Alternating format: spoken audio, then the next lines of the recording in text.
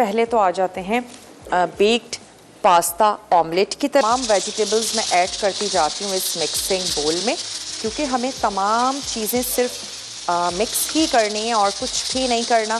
कोई भी ऐसी पायरेक्स की डिश ले लीजिए, इनफैक्ट आप पिज़्ज़ा की ट्रे भी ले सकते हैं जिसमें आप अपना ये बेक्ड ऑमलेट जो है उसको सर्व कर दें। चलो यहाँ पर हमने लिया है रेजिया पास्ता जिसको मैंने बॉईल होने के लिए रख दिया है और सेंटर से थोड़ा सा ट्विस्टेड है, जिसकी वजह से जब तक इसका सेंटर अच्छे से गल नहीं जाता हम इसको कुक करेंगे। अच्छा, प्याज ऐड करनी है तो हम प्याज भी इसमें ले लेंगे और इसको भी हमने चॉप कर लेना है जैसे हम ऑमलेट के लिए प्याज ले लेते हैं। स्प्रिंग अनियन का भी आप इसमें इस्तेमाल कर सकते हैं। सादियाँ हैं भावलपुर से, उनसे बात करेंगे। हेलो, अस्सलामु अलैकुम। जी सादिया, अस्सलामु अलैकुम, कैसी हैं आप? वालेकुम सलाम। कैसी हैं सादिया? बहुत अच्छी हूँ। टीवी का वॉल्यूम कम कर दीजिए। काम किया है। जी सादिया, क्या कहेंगी? आ सकते हैं। मुझे आपकी आवाज़ नहीं क्लियर आ रही। बहुत बहुत शुक्रिया सादिया, आपने कॉल की, लेकिन लाइन में इतनी ज़्यादा डिस्टर्बेंस थी कि हम बात नहीं कर पाए। चलें, दोबारा से आप कॉल कर लीजिएगा और होपफुली कि आपकी कॉल मिल जाए। कोशिश किया करें कि अपने टीवी का वॉल्यूम कम कर दें ताकि मेरी और आपकी बहुत अच्छे से बात हो सके।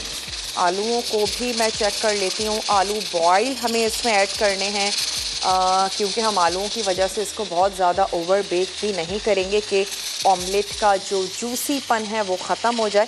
तो हम थोड़ा सा वेट करेंगे कि हमारे ये आलू हो जाएं। तब तक हमने यही करना है, तमाम चीज़ों को मिक्स करना है। अच्छा, यहाँ पर हम ले लेते हैं ड्यू ड्रॉप के स्वीट कॉर्न्स, तो ये इसमें चले गए। थोड़े से मैं इसमें ऑलिव्स भी शामिल कर दूंगी, कुछ हम अंदर भी ऐड कर देंगे और कुछ हम यूज़ कर लेंगे गार्निशिंग के लिए भी। चलिए, कुछ स्वीट कॉर्न्स हम ऊपर से ऐड करेंगे ताकि ऑमलेट में जब हम चीज़ ऐड कर दें तो वो ऊपर से भी ज़बरदस्त सा कलरफुल सा लगे। अच्छा, कुछ ऑलिव्स ले लेते हैं, वो मैं इसमें शामिल कर रही हूँ और 1 से 2 टेबल स्पून हम ऐड करेंगे जब हम उसको बेक करने के लिए जा रहे होंगे। हम इसमें शामिल करने जा रहे हैं नमक, थोड़ा सा हस्बे जायका से कम रखिएगा। अगर आपने भी कैन की वेजिटेबल्स इसमें यूज़ की हैं, सॉल्टी होती हैं। इसके अलावा एग भी नेचुरली सॉल्टी ही होते हैं। अच्छा, शामिल करेंगे इसमें काली मिर्चों का पाउडर और थोड़े से चिली फ्लेक्स। वो तमाम लोग जो बहुत ज़्यादा चटपटा पसंद करते हैं। साथ ही हम इसमें ऐड करने जा रहे हैं क्रीम।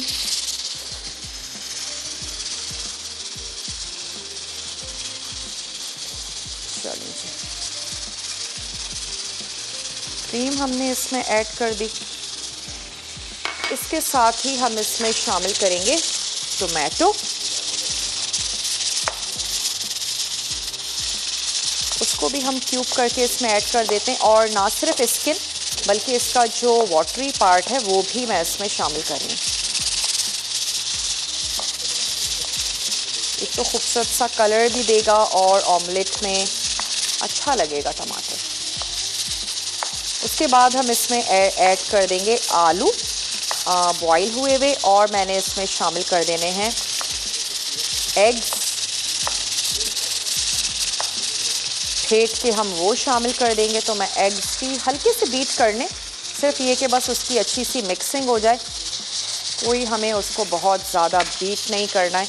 1 अदद और मैं शामिल कर देती हूँ टमाटर।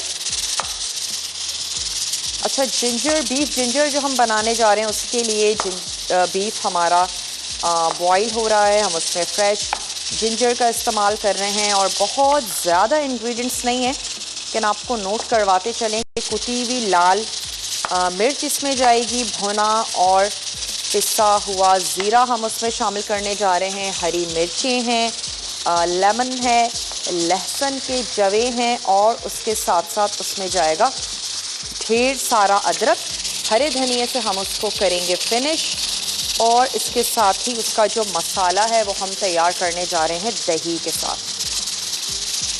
ये तमाम अज्जा हैं जो हमें चाहिए होंगे बीफ जिंजर मसाला के लिए।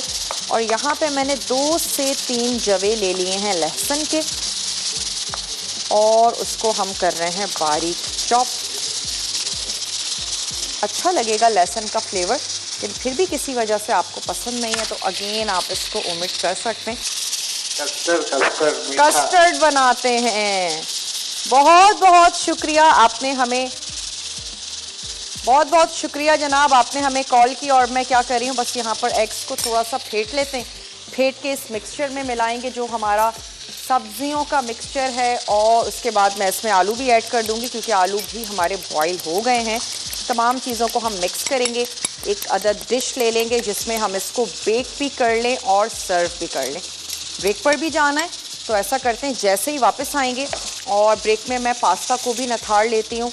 पास्ता ऐड करेंगे, इसमें पोटैटो शामिल करेंगे, चीज़ ऐड करेंगे, टॉपिंग लगा के इसको हम फ़ौरन से बेक होने के लिए रखेंगे। हाफ़ ऐड करती हूँ और मिक्स करके चेक करते हैं। अगर हमें लगेगा कि हमें और ऐड करना चाहिए तो हम थोड़ा सा और शामिल कर देंगे।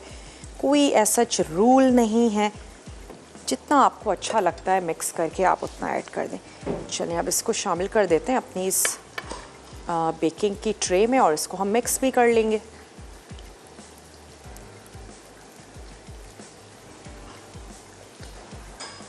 नमक और मिर्च इतना होना चाहिए कि पास्ता के लिए भी काफ़ी हो। तो मैं इसमें ऊपर से थोड़ी सी और कुटी हुई लाल मिर्च शामिल कर दूंगी। फोक ले लेते हैं, बस इतना पास्ता काफ़ी है। तकरीबन हमने इसमें हाफ़ पैकेट या कह सकते हैं कि बॉईल हुआ हुआ 2 कप हमने इसमें ऐड किया पास्ता।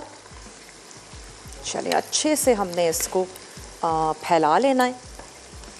बेकिंग की कोई भी ट्रे ले लीजिए, इसकी भी आंच को थोड़ा सा स्लो कर देते हैं। मैं इसमें ऐड कर देती हूँ इसकी यखनी, ताकि हमारा ये गोश्त थोड़ा सा पकता रहे। अच्छा, ऊपर से हम इसके ऐड कर देंगे, थोड़ी सी मैं शामिल करने जा रही हूँ कुटी हुई लाल मिर्ची।